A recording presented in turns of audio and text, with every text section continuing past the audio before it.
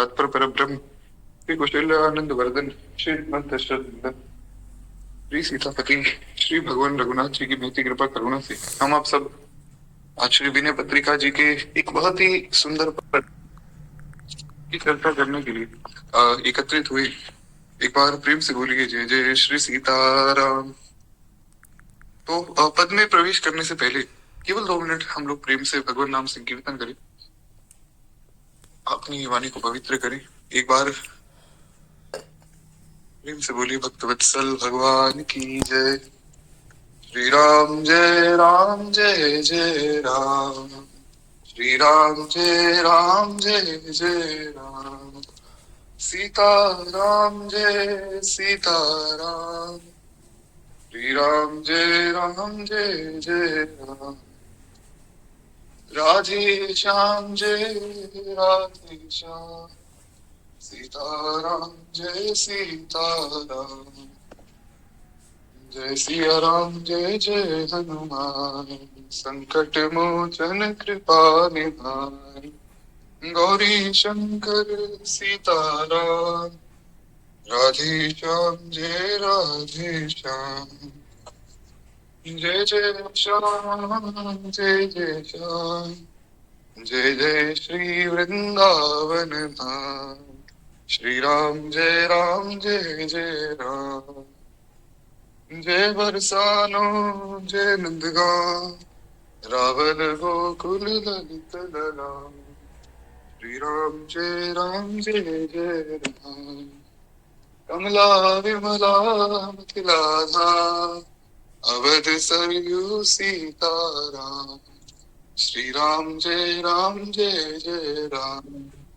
राधे श्याम जय राधे श्याम, श्री राम जय राम।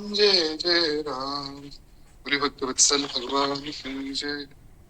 तो खैर कल की कथा में जैसा कि हम लोग सुन रहे थे कि गोस्वामी जी ने भगवान के शील का वर्णन किया, शील गुण की व्याख्या कल हमने सुनी। और महाराज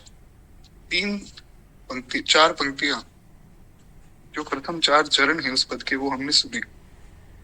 एक बार पुनः शॉर्ट में वो चारों पद हम सुन लें, उसके बाद आगे बढ़ेंगे। बड़ी प्यारी बात गोस्वामी जी कहते, सुनी सीतापति शील सुभाव, मोद नमन तन पुलक नयन जल, सोनर के हर खाव, सुनी सीतापति शील सुभाव।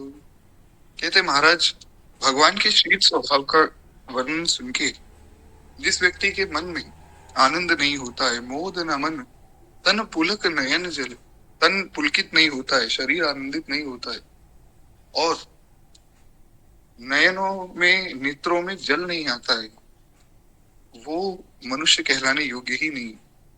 वो तो महाराज धूल फांकता है, ऐसा जानवर है वो। और धूल फांकने वाले तो महाराज जानवर भी नहीं होते। गोस्वामी जी कहना चाहते हैं कि वो तो पशु है। विनय पत्रिका में गोस्वामी जी ने अपना हृदय रख दिया है। तो एक बड़ी प्यारी बात परम पूज्य परम श्रद्धेय श्री रामेश्वर दास रामायणी जी महाराज वे कहा करते थे कि देखो गोस्वामी जी ने श्रीमद् रामचरितमानस में कुछ मर्यादाएं रखी। हर एक चीज को मर्यादित ढंग से गोस्वामी जी ने कहा है, क्योंकि गोस्वामी जी महाकवि भी हैं, तो कवित्व की भी कुछ मर्यादाएं हैं। कुछ ग्रंथ किस रूप में लिखा जाता है उसकी भी मर्यादाएं होती है। लेकिन विनय पत्रिका में ऐसा कुछ विशेष नहीं, क्योंकि वहां तो गोस्वामी जी ने दिमाग भी लगाया। रामचरितमानस में उसका प्रमाण मिलता है। प्रमाण ये है, एक प्रमाण मैं आपको देता हूँ। जैसे आप रामचरितमानस पढ़ेंगे, हम पढ़ते हैं वर्णानाम अर्थ संघानाम रसानाम छंदसामपि मंगलानाम च कर्तारो वंदे वाणी विनायको। वहां से शुरुआत हुई। उससे आगे गोस्वामी जी ने सबकी वंदना की। पहले संतों की वंदना की, सबसे पहले गुरुदेव की वंदना की, बंदम गुरुपद पदम परागा सुरुचि सुवास सहज अनुरागा। उसके बाद गोस्वामी जी ने संतों की वंदना की। उसके बाद गोस्वामी जी ने भगवान के नाम की वंदना की, बंदम राम नाम रघुवर को। उसके बाद गोस्वामी जी ने सब जितने भी देवता आदि हैं उनकी वंदना की। उसके बाद गोस्वामी जी ने राक्षसों की भी वंदना की। सबकी वंदना करके गोस्वामी जी अयोध्या जी की वंदना करते हैं। और मिथिला की इतनी वंदना गोस्वामी जी ने नहीं की। उसका कारण तो खैर हमने सुना था मानस जी के वक्त। मिथिला में सभी ज्ञानी हैं। एक राजा से लेके रंक तक हर एक व्यक्ति ब्रह्म ज्ञानी है। गोस्वामी जी ने कहा कि महाराज इतने ज्ञानियों का वर्णन कर पाना मेरी समझ के परे। तो उसके बाद गोस्वामी जी ने श्री दशरथ जी आदि सबकी वंदना की। जब भगवान की बात आई तो गोस्वामी जी वहां कहते हैं, बंदम प्रथम भरत के चरना, जासु नेम व्रत जाई न बरना। गोस्वामी जी ने कहा कि बंदो प्रथम भरत के चरना, पहली वंदना में श्री भरत जी की करता हूँ। अब इसका एक भाव तो यही है जो कि बहुत सिंपल है कि राम जी, लक्ष्मण जी, भरत जी और शत्रुघ्न जी में से पहले गोस्वामी जी ने भरत जी की वंदना की, उसके बाद राम जी की करते हैं। परंतु एक बड़ा विशिष्ट भाव जो परम पूज्य स्वामी श्री रामेश्वर दास रामायणी जी देते थे कि बंदों प्रथम भरत के चरणा, गोस्वामी जी ने क्यों कहा? क्योंकि भरत जी गोस्वामी जी के गुरु हैं। और यहाँ प्रथम इसलिए कहा है क्योंकि पहले जिनकी वंदना गोस्वामी जी ने की है वो इसलिए करनी पड़ी कि गोस्वामी जी कवि है और ये कविता है, और कविता की मर्यादा रखने के लिए पहले सबकी वंदना करनी पड़ती है। गोस्वामी जी अभी तक दिमाग से सोच रहे थे, पर जैसे ही दिल में उतरे तो दिल में सबसे पहला वाक्य ही ये आया कि बनता हूँ प्रथम भरत के चरणा, क्योंकि दिल में बैठे ही भरत जी महाराज है। महाराज भरत जी जैसा भागवत ना तो हुआ और ना हो सकता है। सिया राम प्रेम पीयूष पूर्ण, होत जन्म न भरत को। खैर एक बार प्रेम से बोलिए श्री भरत जी महाराज की जय। तो उसी प्रकार यहाँ भी गोस्वामी जी ने अपने हृदय से सब लिखा है। तो गोस्वामी जी ने कहा कि जो ऐसे भगवान को छोड़ देता है, अस प्रभु छाड़ भजई जही आना, ते नर पशु बिन पूंछ बिछाना। ये तो गोस्वामी जी ने रामचरितमानस में कहा कि जो भगवान को छोड़ के और किसी को भजता है, पीर मजारों पे जा रहे लोग या अन्य भूत प्रेतों की उपासना कर रहे हैं, तो वो तो पशु हैं, बस पूंछ उनकी है नहीं। पर यहाँ पर गोस्वामी जी ने महाराज अपने हृदय से कहा कि वो पशु भी नहीं, वो धूल फांकने वाले चांडाल हैं। सुनि सीता पतिशील स्वभाव, सुनि सीता पतिशील स्वभाव। गोस्वामी जी कहते हैं कि अब भगवान की बाल लीला कैसी है। शिशुपन ते पितु मात, बंधु गुरु सेवक सचिव सखा,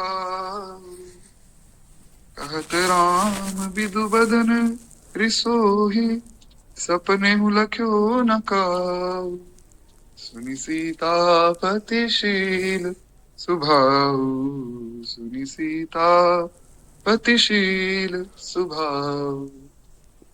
अब भगवान की बाल लीला का वर्णन कर रहे हैं, जो कि हालांकि हम सुन चुके हैं, ज्यादा विस्तार तो नहीं करेंगे, केवल सरल अर्थ सुनेंगे। और खैर एक बात जो मैं कहना भूल गया, किसी के पास अगर विनय पत्रिका है तो आप विनय पत्रिका जी को खोलकर बैठ सकते हैं, पद संख्या 100। तो वे कहते हैं महाराज शिशुपन से ही भगवान में कभी क्रोध नहीं है, भगवान को कभी क्रोध नहीं आया। गोस्वामी जी कहते हैं कि मैंने उनके पिता, माता, बंधु, गुरु, सेवक, सचिव, सखा सबसे पूछा। पिताजी, माताजी, बंधु यानी कि छोटे भाई भरत जी, लक्ष्मण जी और शत्रुघ्न जी आदि, उसके बाद गुरु जी, गुरुदेव वशिष्ठ, उसके बाद भगवान के जितने सेवक हैं, और सचिव यानी कि जो मंत्री हैं भगवान की सभा में, और सखाऊ यानी कि भगवान के जो मित्र हैं। कोई भी ये बात नहीं कह सकता है कि भगवान ने कभी क्रोध किया। दशरथ जी ने तो गोस्वामी जी ने कवितावली में एक कविता लिखी है, अभी मुझे ध्यान में नहीं, पर हाँ बड़ी प्यारी कविता है। उसमें गोस्वामी जी वर्णन करते हैं कि दशरथ जी तो यहाँ तक कहते हैं कि हे रामभद्र, तुम्हें आज तक कभी क्रोध नहीं आया। ऐसा पुरुष मैंने संसार में देखा ही नहीं जिसे कभी क्रोध ना आया।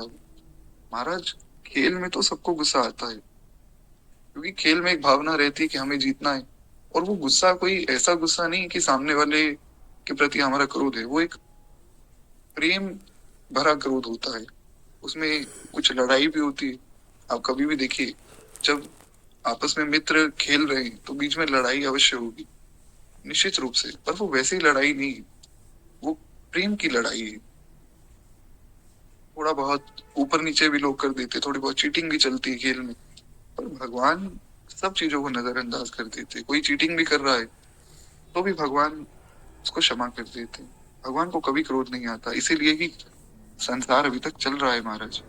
अगर भगवान को क्रोध आने लग जाए तो सोचिए जो कालों के भी काल हैं, उन्हें अगर क्रोध आ जाए तो संसार का क्या होगा। इसीलिए भरत जी ने मानस जी में कहा, मैं जानू निज नाथ स्वभाव, जो अपराधी हो पर कोह न काहू, मुंह पर कृपा स्नेह विशेषी, खेलत खुनिस न कबहू देखी। महाराज भरत जी कहते हैं, मैं अपने नाथ का, अपने स्वामी का स्वभाव जानता हूँ, जो अपराधी पर कोह न काहू, अपराधी को भी क्षमा कर देते। हम लोग दिन भर कितने अपराध करते हैं, जैसा कि मैंने कल भी कहा था, आज पुनः कह रहा हूँ। और नित्य इस बात का हमें अनुसंधान करना चाहिए। अपने दिल पे हाथ रख के हमें रोज अपने आप से एक बार तो पूछना चाहिए कि जितनी कृपा भगवान की हुई है, क्या मैं उस योग्य हूँ? क्या हम उसके पात्र हैं?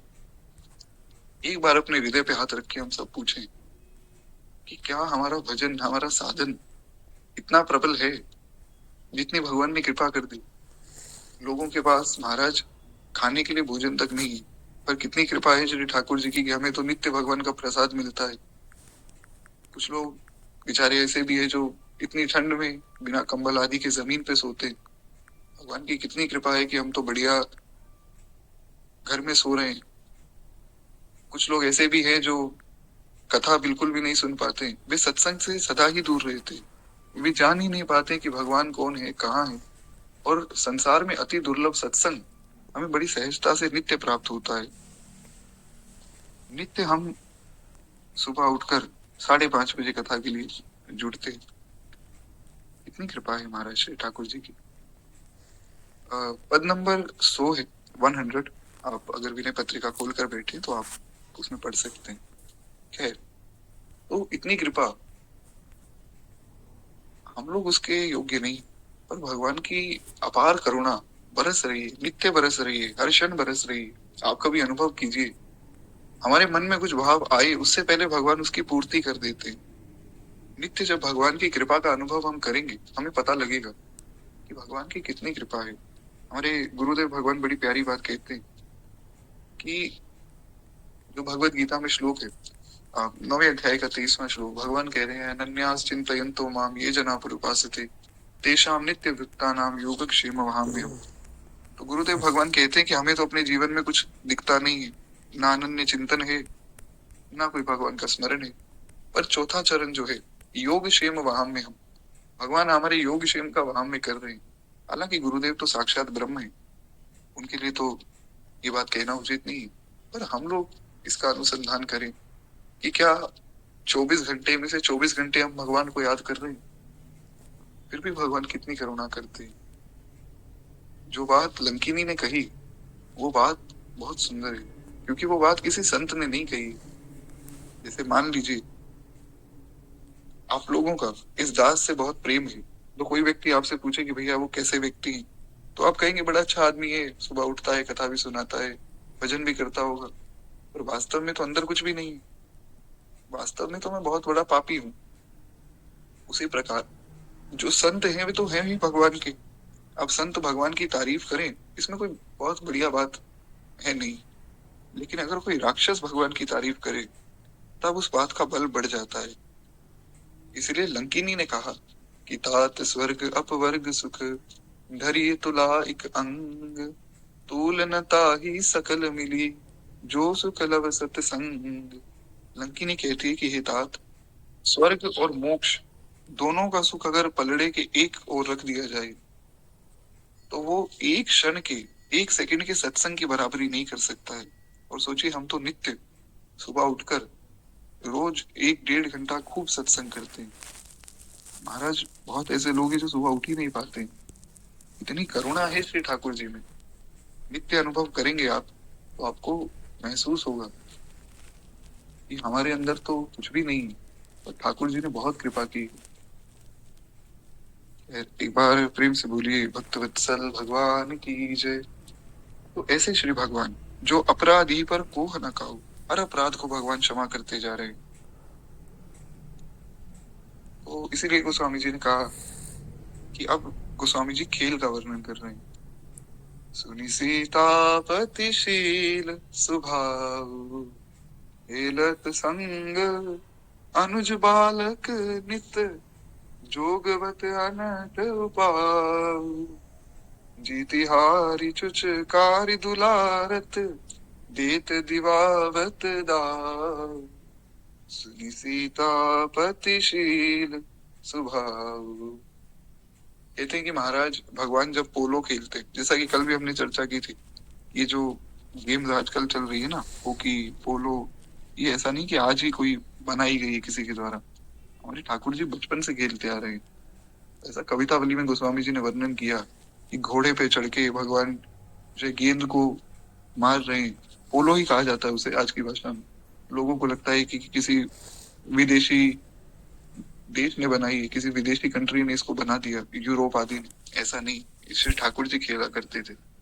खैर, तो जब भगवान खेलते हैं तो कुछ लोग थोड़ा चीटिंग भी कर लेते हैं, पर भगवान क्षमा कर देते हैं। भगवान कहते हैं हाँ हाँ भैया, ये सही कर रहा है, ऐसा ही हुआ था, मैं जानता हूँ, यही जीता है। और कभी भगवान जीत जाते, सामने वाले हार जाते। दो दल हैं, एक तो हारेगा ही। तो महाराज भगवान उनको चुचकारते। चुचकारना मतलब जैसे एक छोटे से बालक को, बिल्कुल छोटा सा बच्चा जो कि 2 या 3 वर्ष का है, उसे कहीं चोट लग जाती है, वो बहुत रोता है, तो उसे घर के जितने भी सदस्य हैं सब लोग मिलकर चुप करवाते हैं। कोई उसे टॉफी दे रहा है, कोई खिलौना दे रहा है, कोई गोद में उठा के उसे चुचकार रहा है। जब तक वो शांत नहीं हो जाता, खिलखिलाकर हंस नहीं देता, तब तक लाड लड़ाते रहते हैं। उसी प्रकार श्री ठाकुर जी अपने मित्रों को जो हार गए, ये नहीं कहते कि भैया हारना तो था ही, क्योंकि मैं जीत गया तुम हार गए।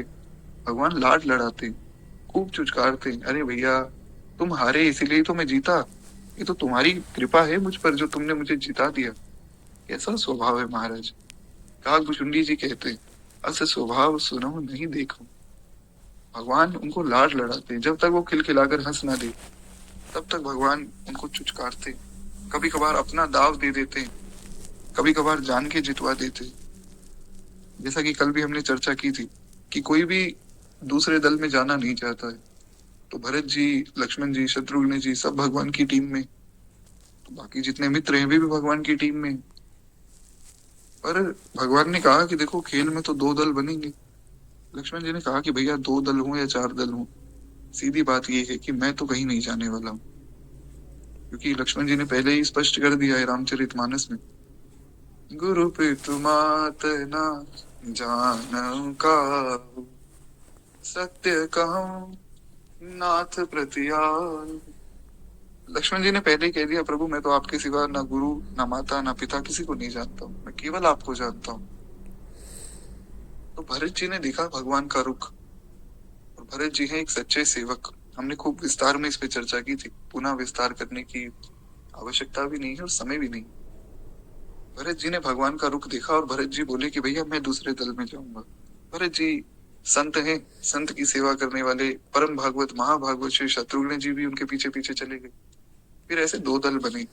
अब भगवान ने सोचा, भगवान का स्वभाव देखिए कितना अद्भुत है। भगवान ने सोचा कि देखो मेरे भरत ने मेरी खुशी के लिए जो है दूसरा दल ज्वाइन कर लिया। अगर भरत जी दूसरे दल में ना जाते तो खेल ही ना हो पाता। अब कबड्डी खेलनी है तो 2 टीम तो चाहिए, एक टीम कैसे कबड्डी खेलेगी। तो भगवान सोचते हैं कि मेरे भरत ने मेरी खुशी के लिए, कि मैं प्रसन्न हो जाऊं, इसीलिए उसने दूसरा दल ज्वाइन किया है, तो मैं अपने भरत को जिता दूंगा। तो भरत जी को भगवान जिता देते। अब भरत जी जीत तो गए, सब लोग प्रसन्न हो गए, पर भरत जी को बड़ा संकोच हुआ कि मैंने अपने स्वामी को हरा दिया। तो भगवान उनका संकोच दूर करने के लिए कहते कि अब भरत जीता है तो इन्हें कुछ ना कुछ मिलना चाहिए। भगवान राजा धीराज है, चक्रवर्ती सम्राट है श्री दशरथ जी। तो चक्रवर्ती सम्राट के जब पुत्र हैं तो महाराज वस्तु भी कुछ ऐसी ही होगी। तो हाथी घोड़े खूब जो है भरत जी को भी देते हैं। हाथी घोड़े मतलब खिलौने नहीं, सच में जो हाथी घोड़े स्वर्ण युक्त, वो हाथी घोड़े वे भरत जी को देते हैं जीतने की खुशी में। यही बात गोस्वामी जी ने यहाँ कही, और यही बात मानस जी में भी इसका वर्णन है।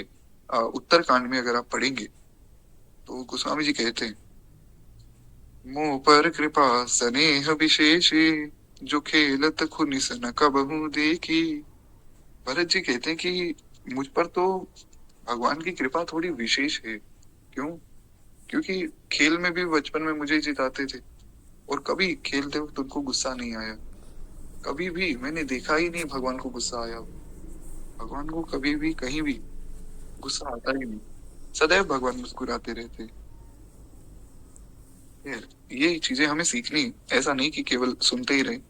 श्रवण करना उसका अर्थ है कि हम जो श्रवण करें सत्संग में, चाहे एक ही बात, पूरे जीवन में अगर आपने एक बात भी श्रीमद् रामचरितमानस से, श्रीमद् विनय पत्रिका से, भागवत जी से, गीता से कुछ भी एक बात सीख ली, विश्वास मानिए आपका जीवन सुधर जाएगा।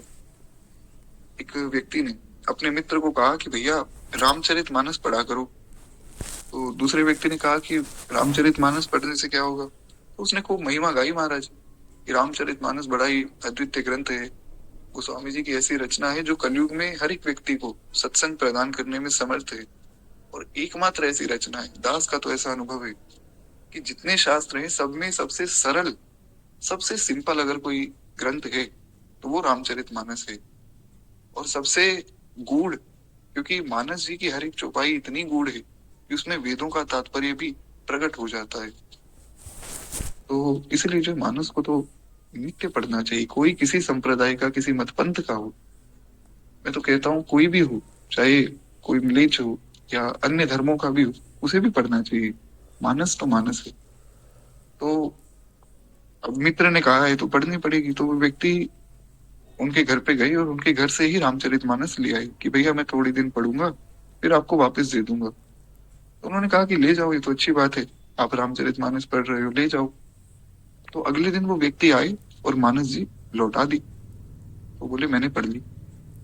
अब वो मित्र सोच रहे हैं कि एक दिन में तो इन्होंने कहा रामचरितमानस पढ़ ली होगी, मानस जी इतना विशाल ग्रंथ है। तो बोले कि भैया बुरा मत मानना, लेकिन देखो तुम्हें नहीं पढ़नी थी तो तुम सीधा मना कर देते, कि झूठ बोलने की क्या आवश्यकता है। बोले नहीं नहीं मैंने पढ़ी है। बोले अच्छा बताओ तुमने क्या पढ़ा? तो बोले महाराज मैंने एक चौपाई पढ़ी, पर हित सरिस धर्म नहीं भाई, पर पीड़ा सम नहीं अधमाई। कहते हैं अच्छा इसका अर्थ बताओ। तो बोले इसका अर्थ ये है कि दूसरे व्यक्ति को सुख पहुंचाने से बड़ा कोई धर्म नहीं।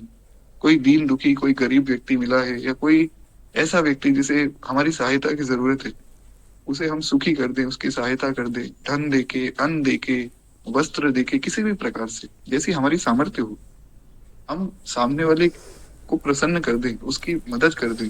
इससे बड़ा कोई धर्म नहीं है, ये सबसे बड़ा धर्म है। और किसी गरीब व्यक्ति को तंग करना या किसी का हक रख लेना, ऐसे किसी को परेशान करना, इससे बड़ी कोई नीचता नहीं है, ऐसा गोस्वामी जी ने वर्णन किया। तो बोले अच्छा और क्या पढ़ा? बोले मैंने अब इतना ही पढ़ा है, मैं एक बार इस चौपाई को अपने जीवन में पहले उतारूंगा, फिर आगे पढ़ूंगा। तो कहने का आशय ये कि पहले हम बहुत ज्ञान लेने के चक्कर में ना रहे। जो ज्ञान लें अच्छी बात है, लें, पर उसको जीवन में पालन भी करें। लोग कहते हैं कि महाराज हम अपने गुरुदेव का दर्शन कैसे करें? हमारा मन करता है कि नित्य गुरुदेव का दर्शन हो।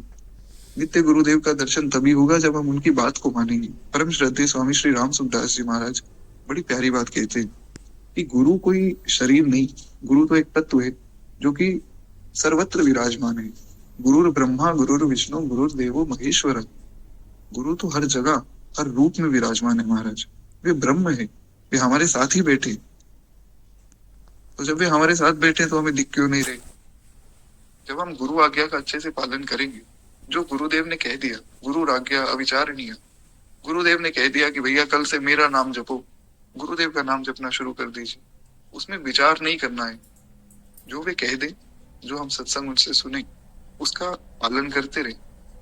विश्वास मानिए आपको अनुभूति होती रहेगी कि हमारे गुरुदेव हमारे साथ हैं, पग पग पर वे हमारी रक्षा कर रहे हैं। क्योंकि जिस दिन आप अपने गुरुदेव को अपने हृदय में बिठा लेते हैं ना, तो दीक्षा उसी वक्त हो जाती है। बाहरी जो संस्कार है वे तो अलग बात है, पर वास्तव में एक शिष्य की दीक्षा उस वक्त हो गई जिस दिन उसने किसी एक प्रामाणिक महापुरुष को अपने हृदय में बिठा लिया। और उनके चरणों का आश्रय ले लिया कि बस अब ये मेरे गुरुदेव हैं, जो ये कहेंगे मैं पालन करूंगा या करूंगी, उसको निश्चिंत हो जाना चाहिए। खैर, एक बार प्रेम से बोलिए श्री गुरुदेव भगवान की जय। तो हमने 4 चरण किए थे, 3 चरण तो हमारे हो गए, चौथे चरण में हम प्रवेश करें। यहाँ पर अब गोस्वामी जी ने, देखिए गोस्वामी जी क्रम से चल रहे हैं। पहले गोस्वामी जी ने बाल लीला का वर्णन किया। बाल लीला के बाद जब भगवान थोड़े बड़े हुए तो विश्वामित्र जी लेने आए, कथा आप सब जानते हैं। विश्वामित्र जी जब लेकर गए, ताड़का का वध हुआ, उसके बाद भगवान ने अहिल्या उद्धार किया। अहिल्या उद्धार की कथा हमने कल सुनी थी, पूरी कथा नहीं कहेंगे, केवल यहाँ जो गोस्वामी जी ने वर्णन किया है उसका सरलार्थ करेंगे।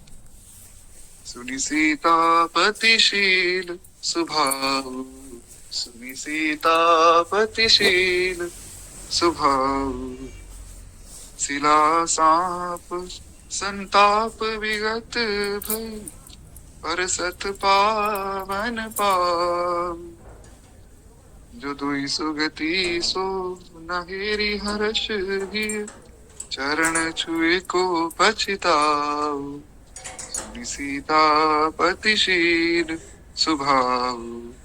भगवान का स्वभाव ऐसा है कि महाराज भगवान बड़े संकोची, जैसा कि कल हमने मिथिला की एक रस लीला का भी वर्णन किया था। महाराज कितनी सुंदर रस लीला थी, भगवान बड़े संकोची। एक उदाहरण मैं देता हूँ। मिथिला में भगवान पहुंचे, भगवान और लक्ष्मण जी ने गुरुदेव से कहा कि गुरुदेव जरा मिथिला भ्रमण कराएं, आप आज्ञा दीजिए। गुरुदेव ने कहा जाओ।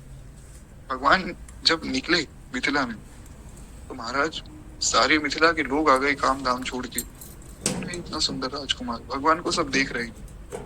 तो किशोरी जी की कुछ सखियां, वे अपने घर की अटारियों पर खड़ी। पहले की जो स्त्रियां थी वे बहुत मर्यादित थी, ऐसा सबके सामने आना तो बहुत दूर की बात है, वे घर में भी नीचे नहीं उतरती थी, ऊपर अटारियों से देखा करती थी।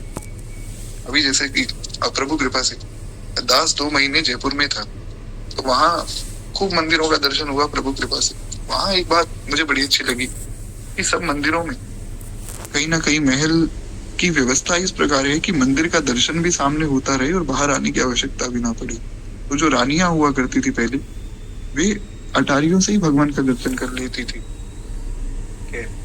तो वे सब सखियां अटारियों में खड़ी पर भगवान को निहार रही, और उनका मन का भाव है कि एक बार भगवान ऊपर मुख उठाकर हमारी ओर देखें। क्योंकि मान लीजिए आप छत पे खड़े और जमीन पे कोई व्यक्ति चल रहा है, तो छत से आपको उसका सिर दिखेगा, उसका मुख तो दिखेगा नहीं। तो सब सखियों ने बड़ा प्रयास किया। कथा बहुत लंबी, पूरी कथा नहीं कहनी, पर है सब सखियां प्रयास कर रही कि किसी प्रकार भगवान हमारी ओर देखे। एक सखी बोली कि अरे सखी, तुम जानती हो ये कौन है? ये है राम। पीछे जो चल रहे हैं ना गौर वर्ण के, वो है लक्ष्मण जी। लक्ष्मण जी ने कहा कि भैया शायद कोई हमारे जानकार है, आप कहीं तो एक बार इनकी तरफ देखें। राम जी बोले नहीं नहीं, माया में मत फंस जाना, ये माया है। तो बोले ठीक है भैया, जैसे ही आ गया। फिर भगवान थोड़ा आगे चले तो उन सखियों ने कहा कि तुम जानती हो ये किसके पुत्र हैं? जो आगे चल रहे हैं ना राम जी, ये दशरथ जी के पुत्र हैं। मतलब दोनों भाई दशरथ जी के पुत्र हैं। राम जी की माता का नाम कौशल्या है और पीछे जो चल रहे हैं लखन लाल जी, इनकी माता का नाम सुमित्रा है। लक्ष्मण जी ने कहा कि भैया ये सच में कोई जानकार है, इतनी जानकारी इनको कैसे? एक बार उठाकर मुख देखो तो सही कौन है। अब जो जीवाचार्य है ना, क्योंकि लक्ष्मण जी जीवाचार्य हैं, गुरु हैं, गुरु भगवान से प्रार्थना करते हैं कि प्रभु ये दीनहीन बालक आपका है, इसे आप अपनी शरण में लीजिए। हमारी कोई सामर्थ्य नहीं हम भगवान को पालें। भगवान असंख्य कल्याण गुणगण मिले, अखिल हे प्रत्यनीक है, अनंत कोटि ब्रह्मांड नायक है, सर्वेश्वर है, परात्पर पर ब्रह्म है, कालों के काल है, माया जिनके सामने थर थर कांपती है, काल उनसे कुछ कहने में डरता है, उन्हें हम पाले, हमारी क्या सामर्थ्य महाराज। तो श्री गुरुदेव की बड़ी कृपा है जो वे भगवान से मिलाते हैं। ऐसे मिलाते हैं। दीक्षा का अर्थ क्या होता है ये समझना जरूरी है। गुरुदेव भगवान से प्रार्थना करते हैं, प्रभु आपका ये बालक बहुत दीनहीन है, बहुत पाप किए हैं, पर आप तो प्रभु स्वभाव से ही ऐसे हैं, आपका स्वभाव ही क्षमा है। इसलिए बार बार भगवान को उनका स्वभाव याद दिलाया जाता है। विभीषण जी जब भगवान की शरण में गए वो सच्चे सदगुरु मिल गए श्री हनुमान जी महाराज। हनुमान जी ने पहले ही कह दिया भगवान को कि प्रभु विभीषण आ रहे हैं, शरणागति करनी। विभीषण जी ने जाते ही ये कहा, श्रवण सुजन सुनी आयो प्रभु भव भंजन भीर, त्राहि त्राहि आरती हरण शरण सुखद रघुवीर। कहते प्रभु मैं तो आपकी करुणा का, आपके स्वभाव का श्रवण करके आया हूँ। प्रभु मैं तो तामस तन कछु साधन नाही, प्रीति न पद सरोज मन माही।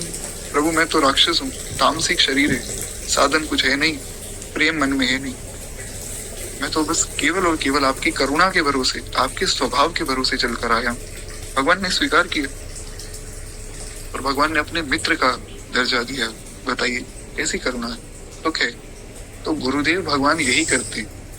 गुरुदेव जब दीक्षा देते, दीक्षा का अर्थ है कि संसार की ओर से घुमा के वो आपको भगवान की ओर खड़ा कर देते हैं। तो भगवान से प्रार्थना करते हैं, प्रभु ये दीनहीन बालक आपका है और ये आपकी शरण में आना चाहता है। भगवान बहुत आनाकानी करते कि देखो ये इतने पाप करता है, ना तो ये मेरा नाम जपता है, संसार में फंसा हुआ है। गुरुदेव कहते हैं प्रभु ये तो आपका ही। भगवान कहते हैं इसकी शरणागति नहीं हुई। गुरुदेव कहते हैं कोई बात नहीं, वो मैं करवा दूंगा। भगवान कहते हैं इसे पता ही नहीं शरणागति क्या होती है। गुरुदेव कहते हैं कोई बात नहीं, वो भी मैं करवा दूंगा। फिर भगवान कहते हैं कि नाम जप में इसकी कोई निष्ठा नहीं। गुरुदेव कहते हैं कोई बात नहीं, इसकी ओर से मैं नाम जप लूंगा, आप शरण में ले लीजिए। अब ये आया है तो इसे छोड़ूंगा नहीं। हनुमान जी महाराज जब लंका में गए, लंका में जाने से पहले सुंदरकांड में उन्होंने बड़ी प्यारी बात कही, जामवंत के वचन सुहाए, सुनी हनुमंत हृदय अति भाई, तब मोहि पर क्यों तुम भाई, सही दुख कंद मूल फल खाई। सुंदरकांड की शुरुआत में चौपाई आपने पढ़ी होगी। इसका रहस्य है, हनुमान जी ने कहा कि मैं जाता हूँ लंका में, जानकी जी का पता लेके वापस आता हूँ, तुम जाना मत, साथ में चलेंगे। क्यों? गुरुदेव कभी शिष्य को अकेला नहीं छोड़ते। सभी शिष्यों को भगवान के पास वापस जाना है, पर अकेले नहीं, गुरु के साथ जाना है। क्योंकि गुरुदेव कहते हैं कि महाराज अगर अकेले चलोगे तो भटक जाओगे, इसलिए गुरुदेव का सहारा लेकर चलो। अच्छा, हनुमान जी सबके पीछे पीछे चलते हैं और सब लोग आगे आगे चलते हैं। तो रास्ते में एक पक्षी ने हनुमान जी से पूछा कि आप सबसे बड़े हो, आपने लंका जाकर सब पता लगाया, आपका तो यश सबसे ज्यादा है, तो आप सबसे आगे चलो, आप एक तरह से इनके राजा हो गए। हनुमान जी ने कहा कि देखो ऐसा है, जिसके पीछे मैं पड़ जाता हूँ ना, वो भगवान तक पहुंच जाता है। अगर मैं आगे चलने लग गया तो पीछे 2-3 लोग छूट जाएंगे, वो भगवान तक नहीं पहुंच पाएंगे। यहाँ से एक और संकेत प्राप्त होता है कि संत ऐसा कहते हैं कि जिसके पीछे हम पड़ गए, वैसे तो संत किसी का हाथ थामते नहीं, लेकिन जिसका हाथ थाम लिया महाराज उसका तो कल्याण करवा के ही छोड़ते हैं। बहुत से प्रमाण शास्त्रों में मिलते हैं। हमने अजामिल की कथा सुनी, लोग कहते कि महाराज अजामिल ने अपने बेटे को पुकारा और भगवान आ गए, पर उसमें संतों की करुणा है। संतों ने कृपा करके उसे नाम दिया, तो संतों की करुणा तो पहले हो गई, भगवान की शरणागति तो हो गई, तभी तो भगवान के पार्षद आए। संत जिसके पीछे पड़ जाए उसका कल्याण निश्चित है। ऐसी श्री सदगुरुदेव की, ऐसी संतों की महिमा है। एक बार प्रेम से बोलिए श्री सदगुरुदेव भगवान की जय। ओके, हम चर्चा कर रहे थे कि लक्ष्मण जी जीवाचार्य, वे गुरु, तो वे बार बार भगवान से प्रार्थना करते हैं कि प्रभु एक बार आप इनकी ओर देख लो, बस और कुछ भी नहीं करना है, आप केवल देख लो इनकी ओर। भगवान कहते हैं कि नहीं लक्ष्मण, माया है नहीं। फिर वे सखियां जब भगवान थोड़ा और आगे चलते हैं तो वे कहती हैं कि अरे ये लाल जी इतने सुंदर हैं, इनको मनाएं कैसे। तो एक सखी ऊपर से फूल बरसाती है। जैसे ही फूल बरसाए तो महाराज ठाकुर जी ने आंख उठाकर देखा, और जैसे ही भगवान ने आंख उठाकर देखा, हल्की सी आंख उठाई थी, तो वो देवी तिरछन को देखकर सखियां तो महाराज लूट-पोट हो गई। बलिहार बलिहार ऐसा कहकर वे स्तब्ध रह गई, बोल ही नहीं पाई कुछ। ठाकुर जी के सामने कोई क्या बोले। उन्होंने वर्णन किया कि ऐसी शोभा ना सुनी ना देखी। ऐसा अद्भुत भगवान का स्वरूप है। लक्ष्मण जी मनी मन प्रसन्न हो गए कि चलो इनकी ओर भगवान ने देख लिया करुणा की दृष्टि से। कोई आया सखी फुलवरिया में, ऐसा जादू है उनकी नजरिया में। पहले सखियों ने भगवान को देख रखा था, तभी तो वे कह रही हैं, ऐसा जादू है उनकी नजरिया में, कोई आया सखी फुलवरिया में। अब ये मिथिला की चर्चा में जान के कथा में नहीं करता हूँ, क्योंकि इसमें एक बार चले गए तो महाराज ये बहुत लंबी चली जाएगी। तो यही इस चर्चा को प्रणाम करते हुए हम आगे बढ़े, क्योंकि हमें पद को सुनना है, जितना हो सकेगा उतना सुनेंगे। बहुत समय कल तक ले जाएंगे पद को है। तो भगवान बड़े संकोची, बहुत संकोच करते हैं, भगवान का स्वभाव है। और जैसा कि कल भी हमने चर्चा की थी, स्वभाव दुर्दिक्रम, स्वभाव नहीं छूटता है व्यक्ति का। जैसे परम श्रद्धेय परम पूज्य श्री राजेश्वरानंद जी महाराज एक बड़ी प्यारी कथा सुनाते। उन्होंने कहा कि महाराज एक व्यक्ति एक बार एक गांव में गया, बुंदेलखंड का कोई गांव था, नाम था रामपुर। तो उस व्यक्ति ने जाकर किसी से पूछा कि भैया ये रामपुर गांव है? तो बोला हाउ। बुंदेलखंड साइड में अगर आप जाएंगे तो वहां हाँ को हाउ बोलते हैं। बोला हाउ। अब वो व्यक्ति बेचारा दूसरी जगह से आया था, उसे पता नहीं कि हाउ का मतलब क्या है। उसने किसी और से पूछा आगे चल के कि भैया ये रामपुर है? बोला हाउ। वो बड़े बड़े परेशान हो गया कि ये रामपुर है या हाउ है, ये कौन सा गांव है, मुझे तो यही नहीं पता लग रहा। तो उसने देखा कि कोई बढ़िया सूट बूट में बैठा है, तो उसने सोचा कि पढ़ा लिखा व्यक्ति, इससे पूछता हूँ। तो उसने कहा कि भैया ये गांव रामपुर है? तो बोले हाँ जी ये गांव रामपुर है। बोले आपसे एक और बात मैं पूछना चाहता हूँ, मैं जिससे भी पूछता हूँ कि ये गांव रामपुर है या नहीं, तो वो बार बार कह देते हैं हाउ। ये हाउ का क्या मतलब है? इस गांव का नाम हाउ भी है क्या? बोले नहीं नहीं, हाउ का मतलब है हाँ। जो अनपढ़ लोग होते हैं ना वो ऐसा हाउ बोलते हैं, और मेरे जैसे पढ़े लिखे लोग जो है जी हाँ बोलते हैं। बोले अच्छा, तो बोले फिर तो आप तो काफी पढ़े लिखे लगते हैं। बोले हाउ।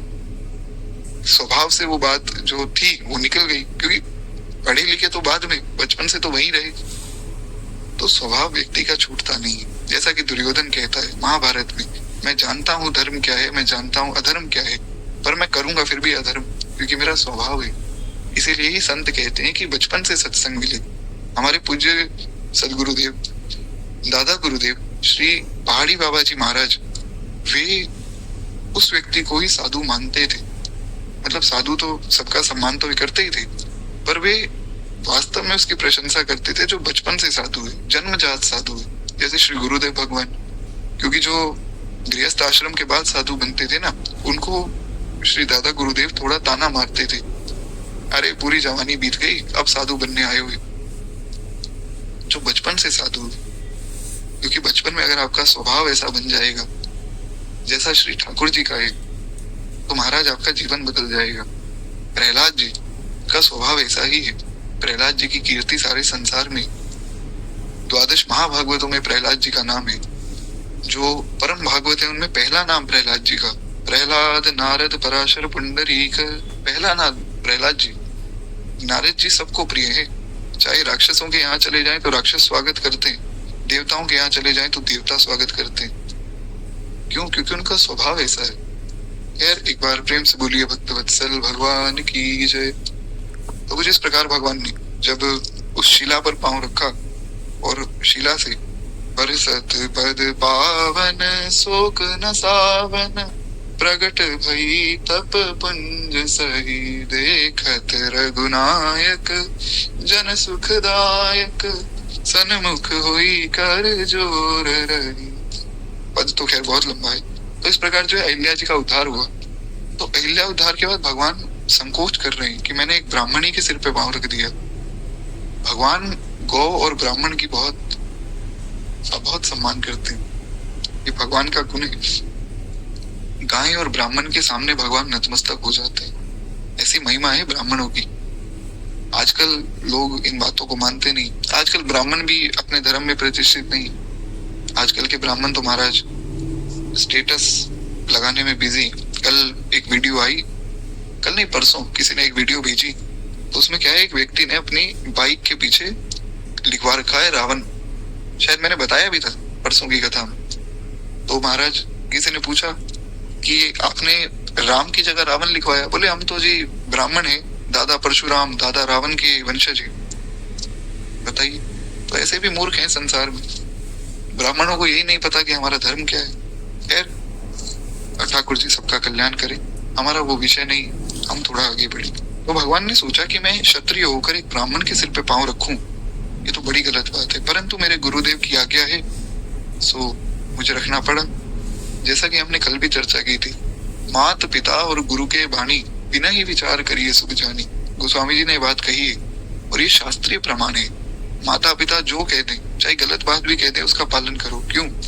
क्योंकि माता पिता अगर कुछ शास्त्र के विरुद्ध बात कह रहे हैं, आप उसका पालन नहीं करेंगे तो आपको पाप लगेगा, पर अगर आप उसका पालन करेंगे तो उसका पाप आपको नहीं लगेगा, फिर आपके माता पिता को पाप लगेगा। भगवान ना करे ऐसा किसी के साथ हो। केवल एक उदाहरण है शास्त्रों में। जैसे युधिष्ठिर जी ने धृतराष्ट्र के कहने पर जुआ खेला, तो युधिष्ठिर जी का तो कोई पाप नहीं बढ़ा, बल्कि युधिष्ठिर जी तो राजा बन गए और धृतराष्ट्र के 100 के 100 पुत्र मारे गए। तो इसलिए बड़ों की आज्ञा का कभी उल्लंघन नहीं करना चाहिए। इसलिए जो प्रामाणिक महापुरुष हैं, वे अपने शिष्यों को कोई ऐसी उल्टी सीधी आज्ञा देते ही नहीं जिससे बाद में उनको परिणाम उसका देखना पड़े। वे हमेशा अपने शिष्य को यही बात कहते हैं कि शास्त्र की मर्यादा में रहो, तुमसे कोई भूल ना हो और तुम्हारे बच्चों से या तुम्हारे जानकार लोगों से भी कोई भूल ना हो। इसलिए शास्त्र की बात मानना बहुत आवश्यक है। खैर, तो भगवान ने सोचा ये तो बहुत बड़ा अपराध हो गया, तो आगे चल के गंगा जी में भगवान ने स्नान किया, तब भगवान के अपराध की निवृत्ति हुई। और इसका प्रमाण है, वहां गोस्वामी जी ने एक चौपाई लिखी, उसमें गोस्वामी जी कहते हैं, चले रघुवीर। जहां जहां शब्द आया है रामचरितमानस में चले, वहां अकेला चले नहीं आया, वहां आया है हर्ष चले रघुवीर, हर्ष चले रघुनाथ, हर्ष चले रघुवंश विभूषण। पर यहाँ पर केवल चले, हर्ष के साथ नहीं चले। मन में प्रसन्नता नहीं थी, मन में संकोच था कि मैंने एक ब्राह्मणी के सिर पे पांव रखा है। और कहाँ गए? जहां जग पावनी गंगा, वहां गंगा जी को गोस्वामी जी ने जग पावनी कहा है। क्यों? क्योंकि गोस्वामी जी संकेत कर रहे हैं कि भगवान ने मन में सोचा होगा कि देखो गंगा जी में तो सब स्नान करके अपने पाप धोते हैं, हमसे भी पाप हो गया तो हम भी अपना पाप धोएं। तो खैर, कुछ इस प्रकार गोस्वामी जी ने वर्णन किया है और यहाँ उसका प्रमाण मिलता है। गोस्वामी जी कहते हैं कि अहिल्या जी के उद्धार में भगवान ने जैसे ही पांव रखा तो चरण छुए को पछताओ, भगवान चरण छूने को पछता रहे, ऐसा स्वभाव। बड़े संकोची ठाकुर है महाराज।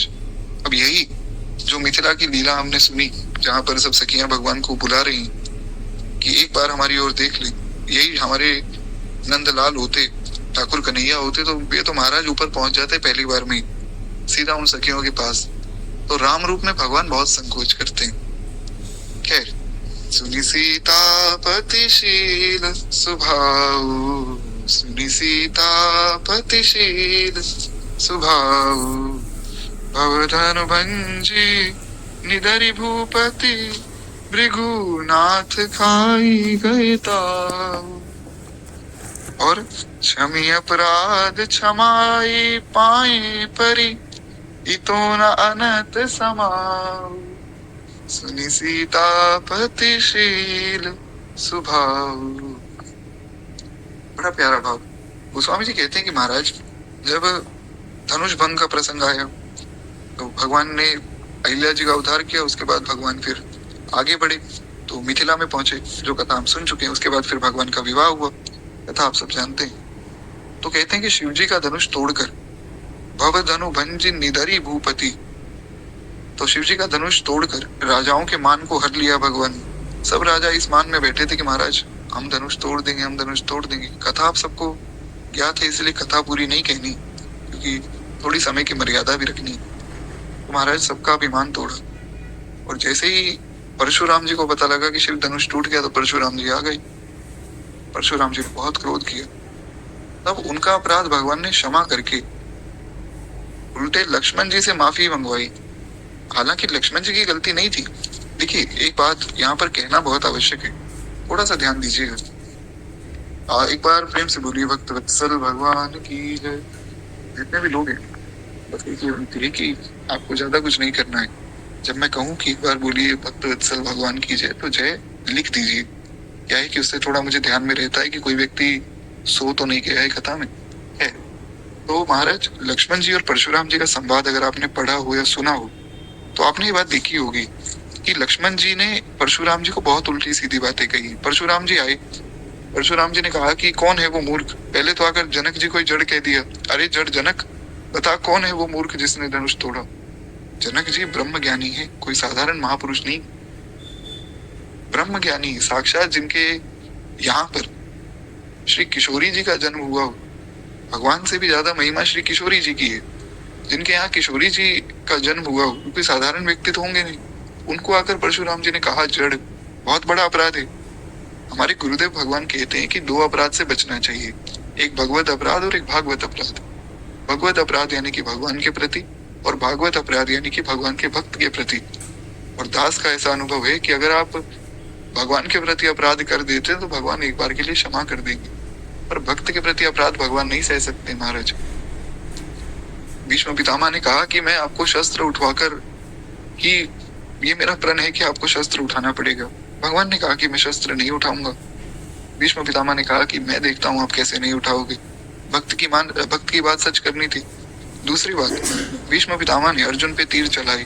भगवान को क्रोध आ गया कि मेरे भक्त पे कैसे तीर चलाया।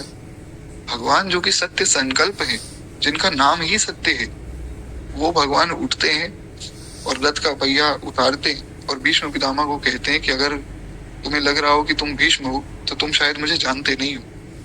आज मैं तुम्हें अभी इसी वक्त खत्म कर दूंगा। तुम्हारे पास जो तुम्हें लग रहा है ना इच्छा मृत्यु का वरदान है, वो मेरी कृपा से, मैं चाहूं तो तुम्हारी मृत्यु अभी के अभी हो जाए। ऐसा भगवान क्रोध में आकर कहते।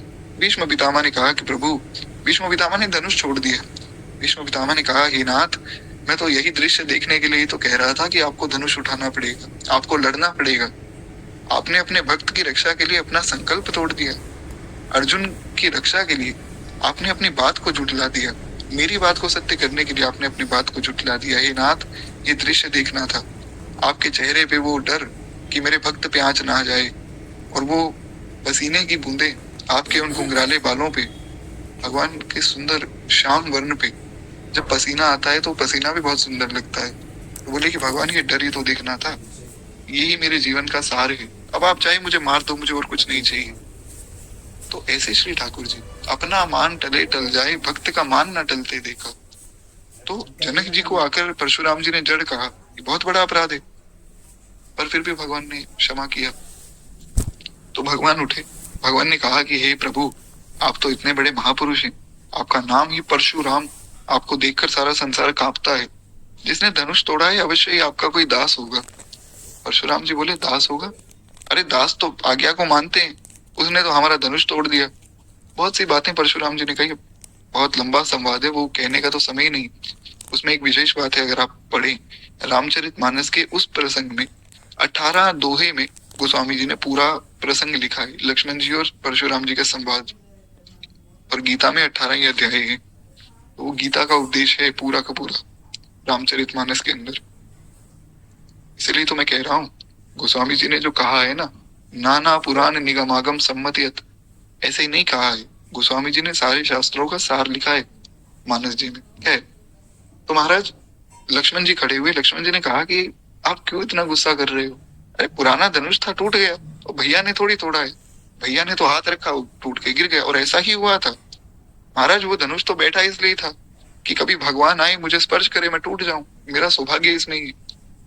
तो लक्ष्मण जी ने कहा कि पुराना धनुष था, आपको और धनुष चाहिए तो आप ले लेना, हमारी अयोध्या में बहुत धनुष पड़े, बचपन में हम धनुष से खेला करते थे।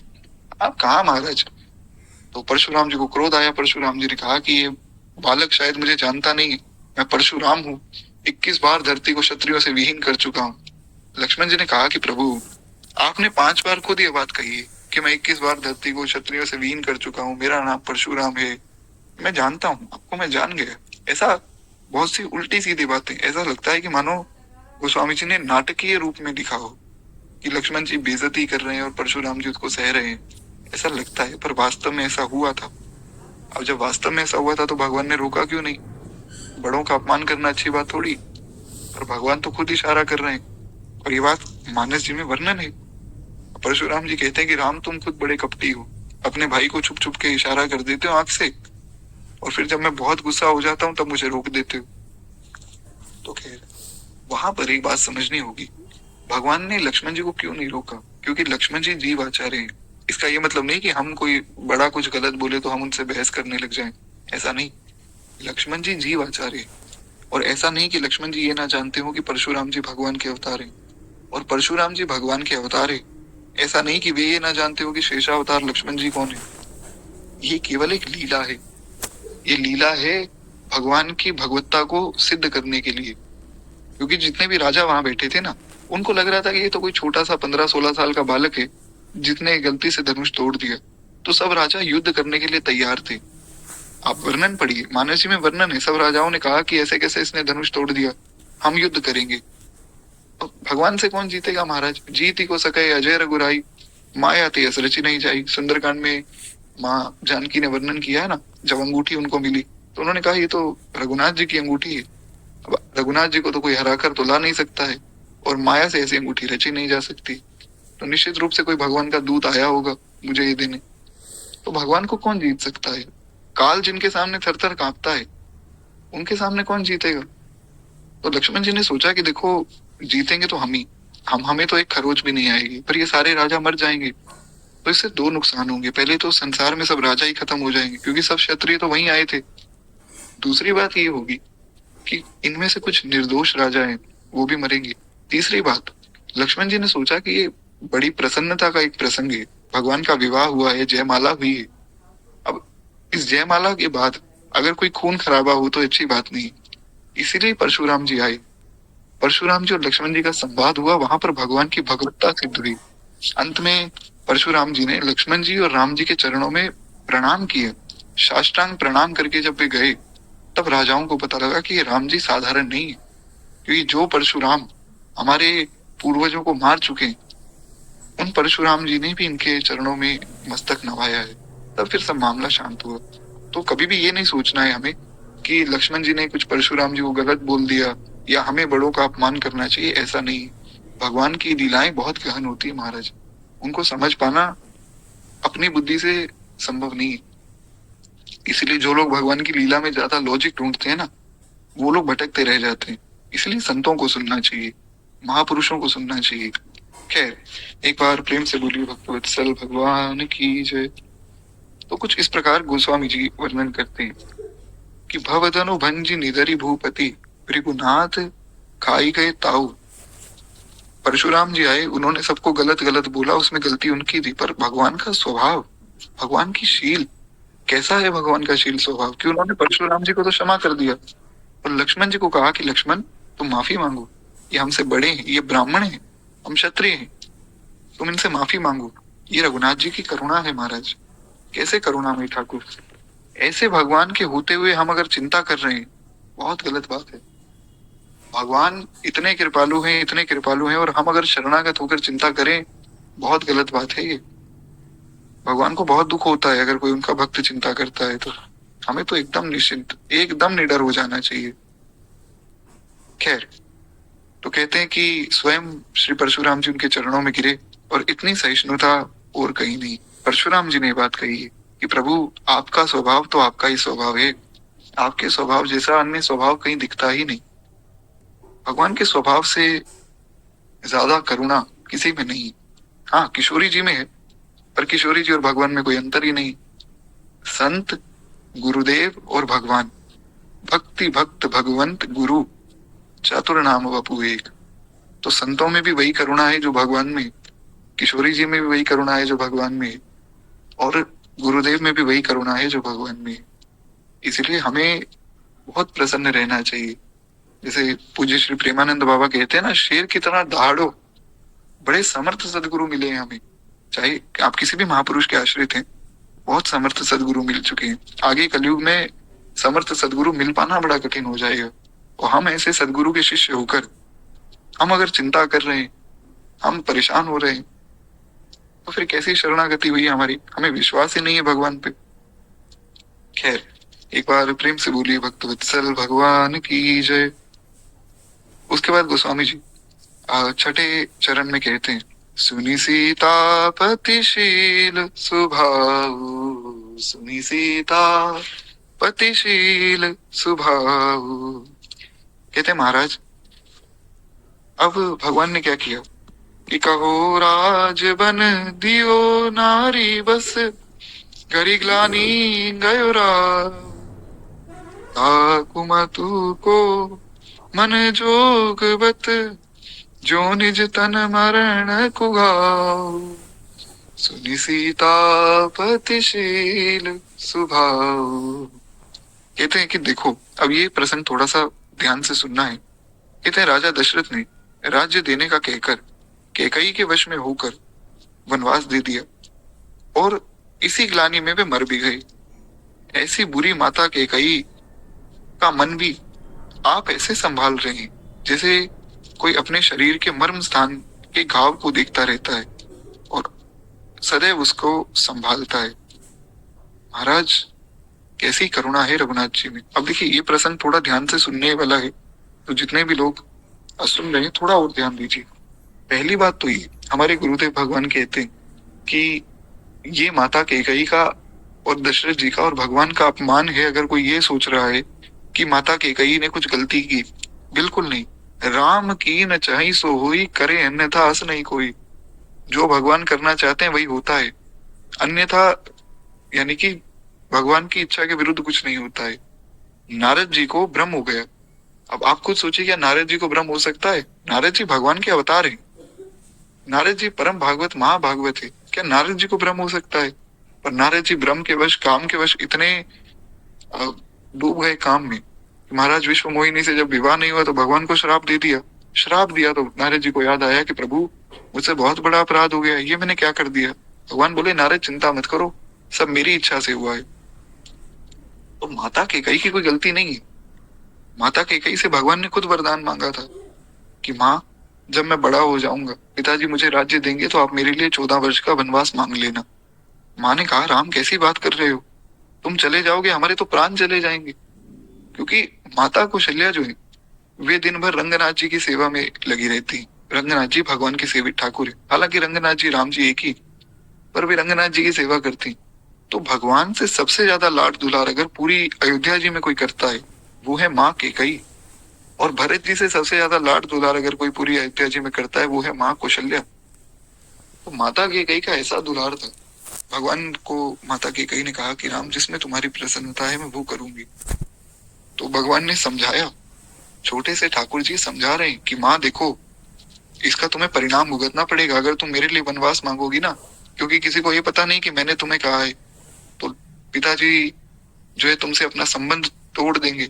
एक पत्नी के लिए उसकी मृत्यु तभी हो जाती है जब उसका पति उसको छोड़ दे, एक पतिव्रता नारी के लिए। तो आपकी मृत्यु एक तरह से तभी हो जाएगी। बोले कोई बात नहीं, मुझे सहन है, मेरी मृत्यु सहन है, पर राम तुम्हारे चेहरे पर उदासी हो ये मैं सह नहीं सकती। राम जी ने समझाया सारा संसार आपको कलंकित करेगा, सारा संसार आपको गाली देगा। माँ कैकई ने कहा कोई बात नहीं मैं सह लूंगी। राम जी ने कहा केवल इस काल में नहीं, आने वाले सब युगों में अनंत कालों तक कोई भी बच्चा कोई भी माता पिता अपने छोटी गुड़िया का नाम बिटिया का नाम कैकई नहीं रखेंगे। आप देख लो सब आपको कलंकित करेंगे, अनंत काल तक आप पे कलंक लगा रहेगा। माँ कैकई ने कहा कोई बात नहीं मैं सह लूंगी। इसलिए श्रीमद् वाल्मीकि रामायण में वर्णन है महाराज, जहाँ भगवान से मिलने के लिए भैया भरत चले चित्रकूट और राम को मनाने। जब राम जी को मनाने भैया भरत गए वहां पर राम जी ने सबसे पहले जाकर माँ कैकई को प्रणाम किया है। और ये कहा है भगवान ने, ये भगवान के वचन है कि जो मेरी माँ कैकई को गलत कहता है वो मेरा द्रोही है, उससे बड़ा मूर्ख कोई नहीं है। इसलिए मेरी माँ कैकई को अगर कोई कष्ट पहुंचा रहा है तो वो समझ लो मेरा द्रोही है, मेरा अपराधी है वो। ऐसी बात भगवान क्यों कहते हैं महाराज? पर बाहरी रूप से एक लीला के लिए भगवान दिखा रहे हैं कि भगवान में करुणा कितनी है। माँ कैकई ने 14 वर्ष के लिए भगवान का वनवास मांगा, पर उन माता कैकई को सबसे पहले जाकर राम जी मिलते हैं। माता कौशल्या, माता सुमित्रा और माता कैकई में से सबसे पहला प्रणाम राम जी ने वनवास में माता कैकई को किया। माँ कैकई से जो है आलिंगन करके उन्हें गले लगाकर कहा कि माँ तुम ठीक हो ना। माँ कैकई फूट फूट कर रोने लगी कि मैंने इसे 14 वर्ष का वनवास दिया और ये अपनी माँ को छोड़कर पहले मेरे पास आया है। कैसा स्वभाव है राम जी का। राम जी ने जब वापिस जा रहे थे सब लोग, तो राम जी ने शत्रुघ्न जी को बुलाया और कहा, देखो भैया शत्रुघ्न, भरत जी तो कह रहे हैं कि मैं 14 वर्ष राम जी की रहनी से रहूंगा, और भरत जी रहे। भरत जी महल में रहे ही नहीं, उसके बाद जमीन में गड्ढा खोद कर रहे कि मेरे राम जी जमीन पर सोते हैं तो मैं जमीन पे कैसे सो जाऊं। मेरे स्वामी जमीन पर सो रहे हैं, जमीन में गड्ढा खोद कर सो रहे हैं। मेरे स्वामी कंदमूल फल खा रहे हैं तो मैं फल कैसे खा लूं। 56 भोग को छोड़कर भरत जी ज्यों के दाने खा रहे हैं। कैसा त्याग है। इसीलिए तो गोस्वामी जी ने कहा कि प्रणवों प्रथम भरत के चरणा, जासु नेम व्रत जाई ना वर्णा। भरत जी के नियम व्रत का वर्णन नहीं हो सकता है महाराज। सबके नियम और व्रत का वर्णन किया है गोस्वामी जी ने, जिसकी महिमा गाई सबके नियम व्रत का वर्णन किया है। आप मानस उठाकर पढ़ लीजिए। केवल एकमात्र ऐसे भरत जी हैं जिनके नियम और व्रत का वर्णन गोस्वामी जी नहीं कर सकते। इसलिए भरत जी सबसे श्रेष्ठ हैं भक्तों में। खैर, और उनसे भी श्रेष्ठ हैं शत्रुघ्न जी, क्योंकि वे भरत जी के भी सेवक हैं। तो राम जी ने शत्रुघ्न जी को बुलाया और कहा, देखो शत्रुघ्न, ये मेरी आज्ञा है कि भरत तो अब साधु की रहनी से रहेंगे, लेकिन तुम्हें जो है सारा राज्य अब संभालना है एक तरह से। तो मेरी माँ कैकेयी को किसी प्रकार का कष्ट नहीं होना चाहिए। कभी भी कुछ भी मत बोलना, क्योंकि वे जानते हैं शत्रुघ्न जी महाराज थोड़ा कृपा कर देते हैं। मंथरा, जैसे ही उनको पता लगा कि इस मंथरा ने भड़काया है, तो उन्होंने तो पहले उसके पीठ पे लात मारी, और लात मारकर वो तो भरत जी ने रोक लिया। भरत जी ने कहा कि भैया छोड़ दो, मत मारो। तो नहीं तो शत्रुघ्न जी तो महाराज कल्याण कर देते उसका वहीं पे। तो लक्ष्मण जी और शत्रुघ्न जी दोनों भाई कृपा जल्दी कर देते हैं। इसीलिए राम जी ने उन्हें कहा कि देखो, माँ कैकेयी को कष्ट मत देना, किसी भी प्रकार का कष्ट माँ कैकेयी को नहीं होना चाहिए। ऐसे श्री ठाकुर जी, कैसा स्वभाव। गोस्वामी जी कहते हैं कि जिन्होंने 14 वर्ष का वनवास दे दिया, जिस वनवास के कारण पिता की मृत्यु हो गई, उस गिलानी को बुलाकर भगवान माँ कैकेयी की रक्षा ऐसे कर रहे हैं जैसे कोई अपने मर्म स्थान के घाव की रक्षा करता है। किसी के मर्म स्थान में घाव हो जाए ना, वो किसी को बता तो सकता नहीं, तो वो खुद ही बेचारा किसी प्रकार अपने घाव की रक्षा करता है कि कहीं कोई कपड़ा छू ना जाए, कहीं कुछ हाथ ना लग जाए तो बहुत दर्द होगा। तो उस प्रकार एकदम छुपा कर माँ कैकेयी की रक्षा कर रहे हैं भगवान। ऐसे श्री ठाकुर जी। आगे गोस्वामी जी वर्णन करते हैं। अब प्रयास करेंगे कि हम 7वें चरण तक ही करें, उसके बाद जो है आगे के जो 3 चरण है वो हम कल करेंगे। जितना संभव हो सके उतना सत्संग हम करें महाराज। तो विनय पत्रिका जी का ये जो पद है, बहुत समय से इसकी प्रेरणा हो रही थी। ऐसा नहीं कि अभी 2-3 दिन से हो रही, 2-3 साल से मन में प्रेरणा थी कि ये पद होना चाहिए। अब जब हो रहा है तो विस्तार में करेंगे। तो अगर आप लोग कहें तो कल जो मानस जी की कथा है, प्रयास करेंगे मानस जी की कथा भी शुरू कर दें, लेकिन उससे पहले पद पूरा करेंगे, कल तक ले चलते हैं। एक बार प्रेम से बोलिए भक्त वत्सल भगवान की जय। है तो एक चरण हम और सुने, उसके बाद वाणी को विश्राम देंगे। गोस्वामी जी कहते हैं, सुनी सीतापतिशील स्वभाव, सुनी सीतापतिशील स्वभाव। तो कहते हैं कि देवे को कपि सेवा बस भय कनोड़े, कहो पवन सुत आओ, देवे को ना कछुरनियाहु, धनिक तु पत्र लिखाओ, सुनी सीतापतिशील स्वभाव, सुनी सीतापतिशील स्वभाव। कहते महाराज, जब आप हनुमान जी की सेवा के वश में होकर उनके उपकृत हो गए, उपकृत हो गए मतलब उनके उपकार का, उनके ऋण का जब भुगतान करने गए, उनका ऋण चुकाने गए, तो महाराज तब उनसे कहा गया कि हे पवनसुत, यहाँ आओ, और तुझे देने को तो मेरे पास कुछ भी नहीं है, और मैं तेरा ऋणी हूँ, तू मेरा महाजन है, तू चाहे मुझसे लिखा पढ़ी करवा ले। भगवान ने कहा कि मैं तुम्हें कुछ नहीं दे सकता और ना मैं देना चाहता हूँ। हनुमान जी ने कहा, प्रभु मैंने तो कुछ मांगा ही नहीं आपसे। बोले, नहीं नहीं, तुम समझे नहीं, मैं तुम्हें कुछ दे नहीं सकता हूँ, क्योंकि मैं अनंत कोटि ब्रह्मांड का स्वामी होने के बाद भी तुम्हें कुछ देने में असमर्थ हूँ। ये है भक्त की भक्ति महाराज। वास्तव में इसे भक्ति कहा गया है। भक्त अगर भगवान से कुछ मांग ले कि धन दे दो, गाड़ी दे दो, फिर कैसी भक्ति रहेगी? वो तो सौदा है। भक्त तो महाराज वो है जो भगवान से कभी कुछ ना मांगे। भगवान प्रार्थना कर रहे हैं, प्रहलाद मांग लो प्रहलाद। हमने कल ही कथा में सुना, प्रहलाद जी से भगवान हाथ जोड़ के खुद प्रार्थना कर रहे हैं कि भैया कुछ तो मांग लो। प्रहलाद जी कह रहे हैं नहीं चाहिए। भगवान ने कहा मेरी आज्ञा है, मांगो। कहते हैं अगर आपकी आज्ञा है तो ठीक है, ये दे दो कि मैं आपसे कुछ ना मांगू। जो भक्त है भगवान का, जो प्रेमी है, वो कुछ नहीं मांग सकता है महाराज। क्योंकि प्रेम गली अति सांकरी, वहां में दो ना समाये। दो चीजें होती नहीं वहां तो। प्रेम, प्रियतम, प्रेमी सब एक है। अब जब सब एक ही है तो किससे मांगे और क्या मांगे? सब कुछ तो है ही ठाकुर जी। ब्रजवासियों को उद्धव जी समझाने गए, ब्रजवासियों ने उद्धव जी को समझा दिया। हमने महाराज सुना था थोड़े दिन पहले कथा में, गोपियों को उद्धव जी समझाने गए तो महाराज गोपियों ने उद्धव जी को समझा के प्रेमी बना दिया। और कितनी सुंदर बात ब्रज के रसिक संत कहते हैं, सुनी गोपिन के बोल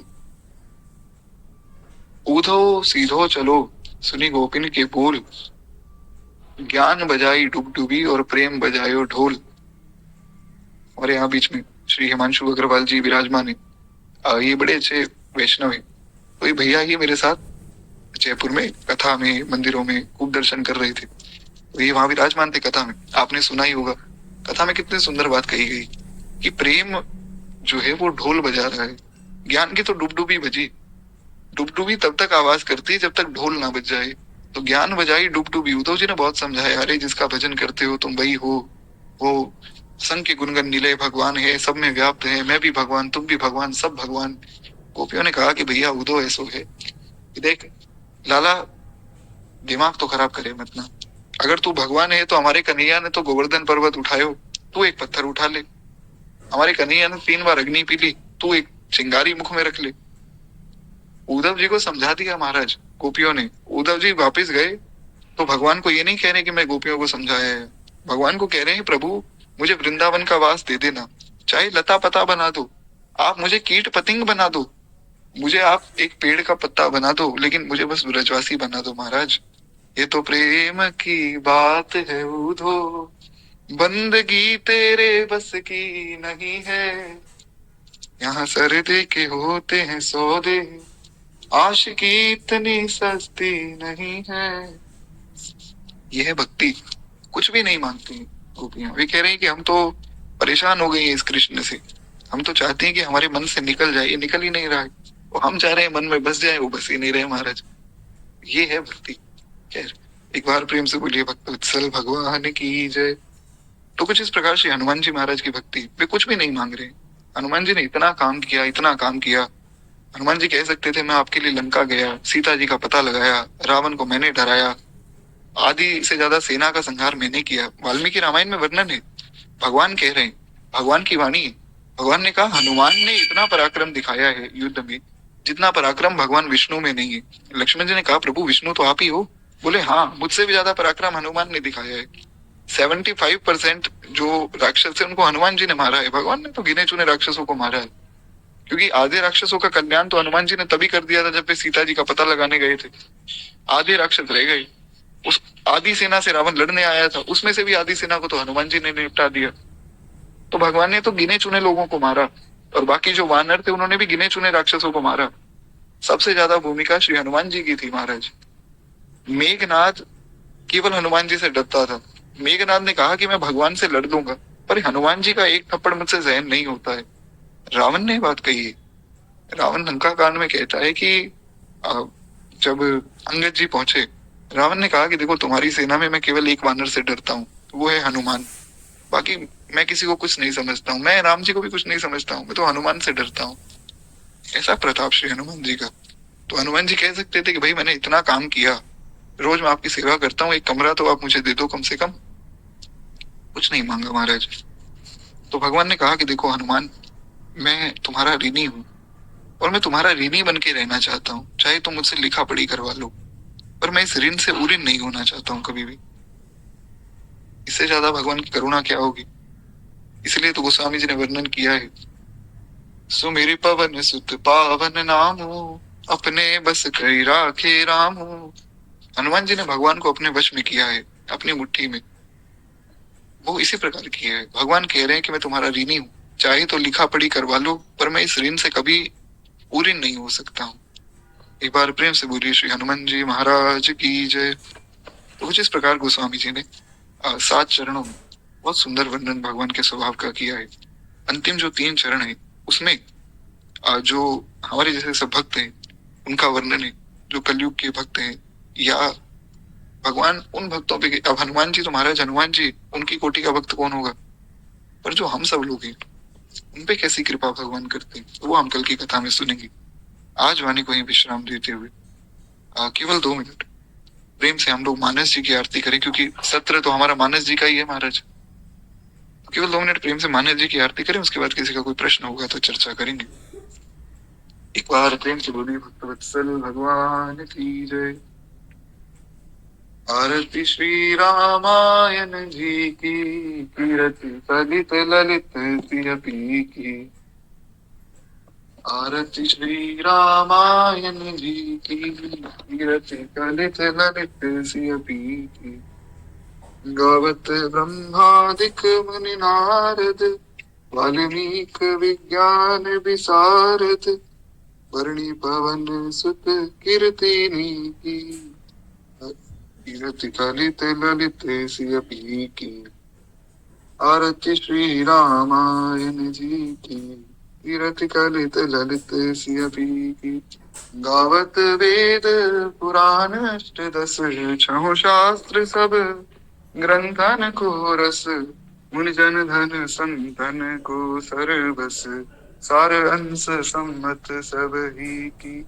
आरती श्री रामायण जी की, कीरति कलित ललित सियपी की। गावत संतत शंभु भवानी।